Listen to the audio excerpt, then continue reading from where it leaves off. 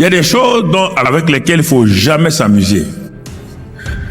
Je vous ai raconté qu'il y a 20 ans, Dieu m'a montré mon ministère.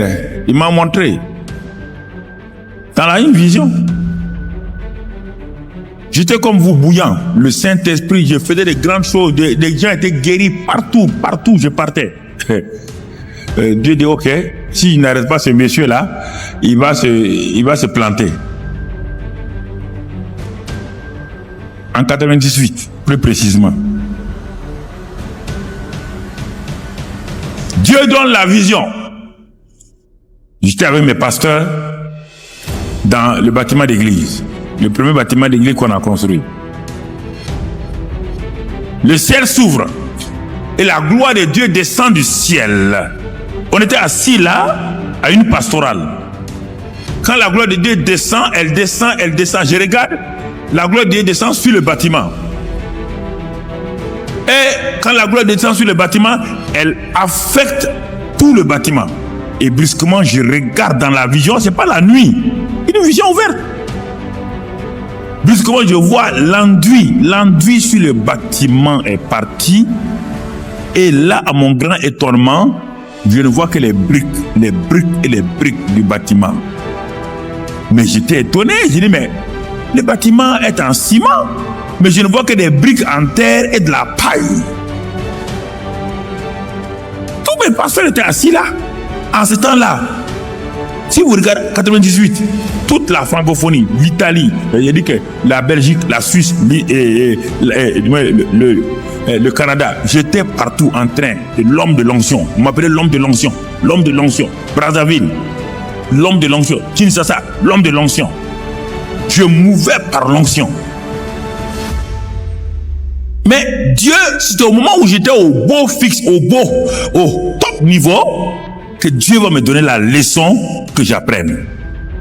Et au moment où j'étais étonné, je regardais le bâtiment avec donc les briques et les pailles. Une explosion, boum! Tout le bâtiment s'est écroulé sur nous. Tu entends? Mais personne n'a été blessé. Personne n'a été blessé. Les briques sont venues s'entasser sur toute la surface. Mes pasteurs et moi, on était arrêtés, on était assis, on se regardait. Il y a un de mes pasteurs, le pasteur Kabore Gilbert, je regarde à mes pieds, je regarde mes chaussures, et j'ai vu que mes chaussettes étaient percées. Je ne voulais pas que les autres pasteurs voient. Je voulais tirer, le pasteur a vu ça. Mais j'ai voulu tirer, il a vu ça, j'ai fermé. Et c'est pas fini. Au moment où les briques étaient à terre, la gloire de Dieu descend, continue de descendre. Là devant nous, elle arrive, elle enlève toutes les briques. Toutes les briques. C'est-à-dire que la présence de Dieu enlevait toutes les briques, nettoyait tout le sol. Quand tout le sol était net, pur, bien, la voix de Dieu dit: j'ai jugé ton ministère et je ne l'ai pas trouvé parfait.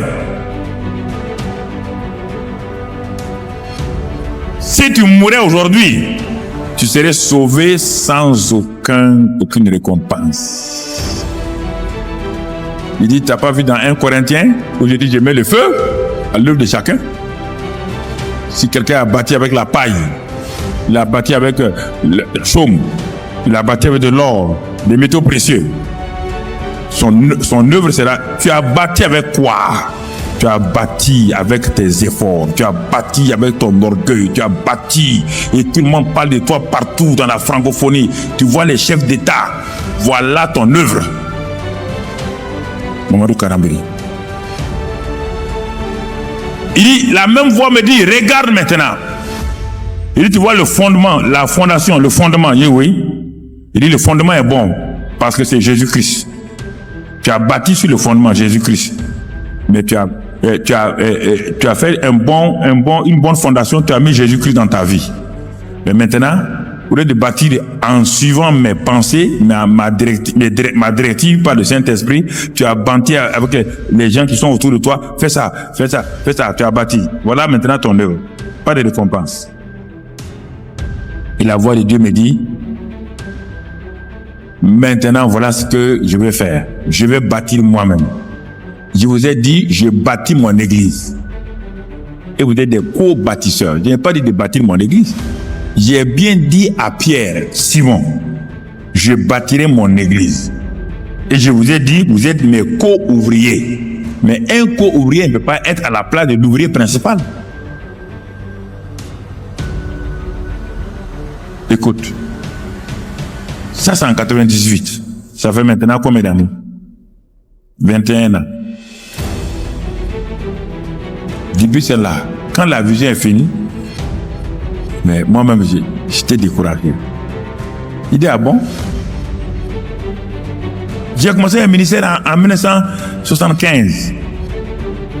Et en 98, Dieu vient, après ces années-là, me dire, il me dit, mais vous ne comprenez pas, hein? Et vous vous amusez. Moi, c'est mon royaume, c'est mon ministère, c'est moi, c'est pas... Je vous ai dit de venir me donner des briques. Vous voulez maintenant prendre le plan, changer le plan, et vous voulez bâtir le bâtiment. Il dit, mais si je bâtis mon église, je n'ai pas dit vous.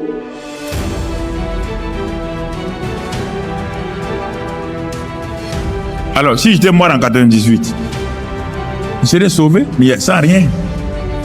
Je n'étais pas dans la volonté de Dieu. Je n'étais pas dans la volonté de Dieu. Je n'allais pas entendre bon et fidèle serviteur entre dans la joie de mon maître. Et vous suivez vous-même sur les réseaux sociaux, la plupart des grands hommes de Dieu aujourd'hui, comment ils se répandent de tous les côtés. Ils se répandent. Ils ont fait des erreurs, ils n'ont pas voulu écouter Dieu. Quand tout était dans le beau fixe, il y a tout le temps autour de vous des gens qui sont des bénis oui. Même si tu dis que ce mur-là, vous voyez là, c'est noir là, vous dites que le mur là est blanc, ils vont dire oui. Oh, pasteur, c'est blanc. C'est blanc, c'est blanc fin. C'est ça qui vous flatte là. Vous aimez qu'on vous dise, qu'on vous mente. Ces gens-là, ils profitent, ils mangent sur votre dos. Ce qu'ils appellent les sucres là. Il y a le piment et le sucre. Deux extrêmes. Le piment brûle, il est sincère, il brûle. Si le piment te dit, moi je te brûle, hein? Si tu me manges, je te brûle. Il est sincère. Le sucre dit non, moi je te brûle pas, viens, mange-moi. Mais ce qu'il fait dans ton corps là, il te détruit. Faut arrêter ça, hein? Vous-même mangez du piment. Ça brûle, mais ça se calme. Le sucre te fait du bien, mais plus tard, ça attaque tes dents, ça attaque tes gencives, ça attaque ton sang, ça attaque tout, et bientôt, on va te déclarer avec des reins partis, diabète chronique et toutes sortes d'hypertension. Voilà. C'est le sucre qui fait ça. Le piment ne fait pas ça. Au contraire, le piment, il guérit beaucoup de choses. Vous croyez que là où je suis à mon âge là, mon âge spirituel, vous croyez que Dieu va permettre que je sois un orateur quelque part? Je suis responsable. À ceux à qui il a tout donné beaucoup, il sera demandé quoi? Beaucoup. Pourquoi les gens qui étaient avec Moïse, écoutez-moi, ceux qui étaient avec Moïse là, c'était des désobéissants chroniques. Des désobéissants chroniques. Et c'est mon message ce matin que je vais commencer. L'obéissance, la marque déposée des fils selon le cœur de Dieu. Une marque déposée, vous la comprenez, qu'est-ce que c'est? Quand vous faites une invention ou tout quoi, on dit d'aller déposer la marque. Au ministère du Commerce, il y a tout un service spécialisé pour ça. Vous déposez la marque et la marque là est protégée. Dieu dit, voici la marque d'un fils, d'un bon et fidèle serviteur. La marque que je mets sur lui, c'est l'obéissance. Adam et Ève n'ont pas péché. Ils ont ouvert la porte au péché par la désobéissance. Dieu a dit non, non, non. Adam et Ève, si je passe ici, dessus là, ça n'ira pas. comprenez? Le grand Moïse, l'ami de Dieu, Dieu a enterré Dathan, Corée, Abiram, vivant avec leur famille à cause de Moïse. Dieu a permis que la lèpre soit sur Marie à cause de Moïse. À cause de Moïse, Dieu a châtié et son frère Aaron, le grand frère. Dieu était l'ami personnel de Moïse. Et quand il a dit à Moïse, une deuxième fois, va parler au rocher. Tu l'as déjà frappé une première fois, Moïse. Écoute-moi, hein. Ne me reproduis pas le principe adamique. Va parler au rocher. Ce que le peuple a fait là, c'est pas bien. Mais toi, tu as un niveau plus élevé. Tu as plus de connaissances que le peuple. Tu me connais, tu es mon ami. Tu sais, je veille sur ma parole pour l'exécuter. Donc, quand je dis va parler au rocher, ne laisse rien, aucun événement te tourmenter. Moïse s'en va dans l'atmosphère de murmure du peuple. Le peuple murmurait. À tel point que Moïse était agacé. Il dit à Aaron, allons-y. Je vais montrer à ce peuple-là. C'est ça le piège que Satan a toujours posé vis-à-vis des hommes de Dieu. Satan glisse. C'est ça la chose la plus terrible pour les hommes de Dieu.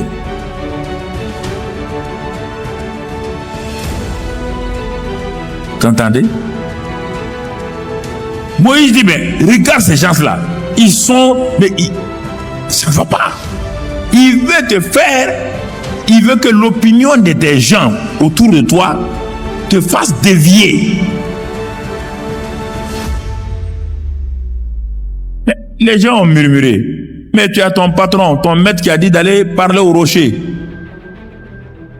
Ton maître dit, il t'a déjà présenté comme l'homme le plus patient de la terre. Va parler au rocher. Moïse, il y a quelque chose qui t'est caché en lui qui va le perdre. Dans chaque homme de Dieu, il y a quelque chose qui est caché. Satan se met à l'affût. Il se met à l'affût dans la vie de chacun d'entre nous. Chrétien et comme les hommes de Dieu. Il se met à l'affût. Oh, tant qu'on veut, il fait une pression. Quand il a fait la pression sur Moïse, Moïse a frappé le rocher 2 fois pour montrer à ces gens-là qui ne sont pas corrects. Il venait de mettre fin à sa vie et à son ministère. Dieu n'a pas dit bon et fidèle serviteur. Dieu dit à Moïse, toi et ton frère, vous avez jeté l'opprobre sur mon nom, à cause de ça, monte et meurt. Vous entendez? Ce principe n'a pas changé. Monte et meurt. Moïse plaide, Dieu dit, ça n'est assez. J'ai dit, monte et meurt. Je ne sais pas comment mourir. Dieu dit, tu vas mourir. Tu ne sais pas mourir, tu vas mourir. Un homme qui n'est pas malade, un homme rien, on ne sait pas où il a été enterré. Tellement le cœur de Dieu est dans le désarroi. Dieu, son meilleur ami, l'homme sur la terre, sur qui il comptait. Dieu est obligé de lui dire, monte et meurs. C'est pourquoi il dit que Dieu a envoyé l'archange Michel pour prendre le corps de Moïse. Satan est venu pour réclamer. Satan a le droit. Satan dit non. Dieu, tu peux avoir le corps de Moïse. C'est moi qui ai droit sur le corps de Moïse. C'est là que l'archange Michel ne sait plus quoi faire. Il a dit à Dieu, oh Dieu, réprimande Satan.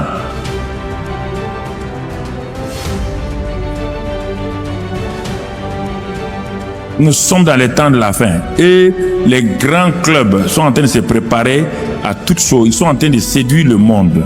Et l'Église est la seule à se tourner cherchant des choses. Les gens veulent célébrer Satan comme le Dieu de ce monde-là. Et on dirait que vos yeux ne sont pas ouverts.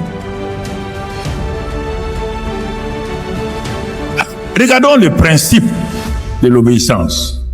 Dans 1 Samuel 13, verset 22.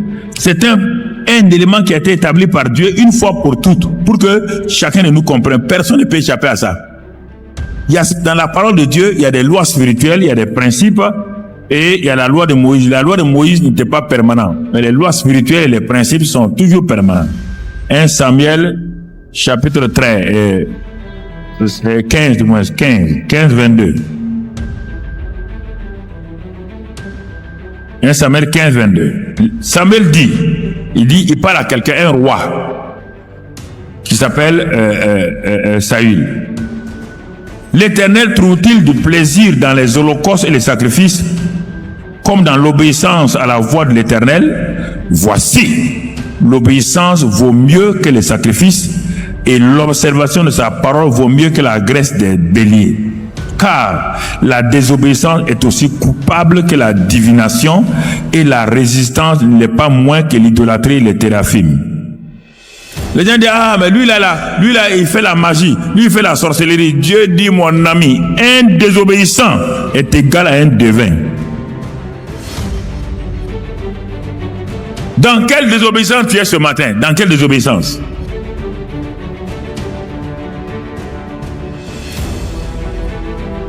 Un homme que Dieu a fait oindre, il s'appelle Saül. C'est Dieu qui l'a fait oindre. Et quand il a été oint, il a prophétisé. On a dit, mais Saül est parmi les prophètes. On dit, non, mais c'est leur chef. Le voilà que Dieu dit, tu es parmi les devins. Et effectivement, Saül a fini sa vie en allant, les sorciers qu'il a chassés, là, les sorcières là, il les a fait venir, il est parti les consulter. C'est là-bas que Saül est mort. Là, l'obéissance. Jeunes gens, écoutez, l'obéissance. Dieu, l'homme n'est rien. C'est-à-dire que Dieu peut prendre, il a dit que je peux prendre ces cailloux-là et j'en fais des filles d'Abraham. Ne vous élevez pas, hein. Vous n'êtes rien. Nous sommes que comme rien. Dieu nous fait grâce pour nous utiliser. Simplement. Il n'y a rien qui peut impressionner Dieu en nous. Rien. Sauf l'obéissance. C'est ce qui impressionne Dieu. L'obéissance, l'humilité, la fidélité. Ça impressionne Dieu. Le reste n'impressionne pas Dieu. Rien n'impressionne Dieu.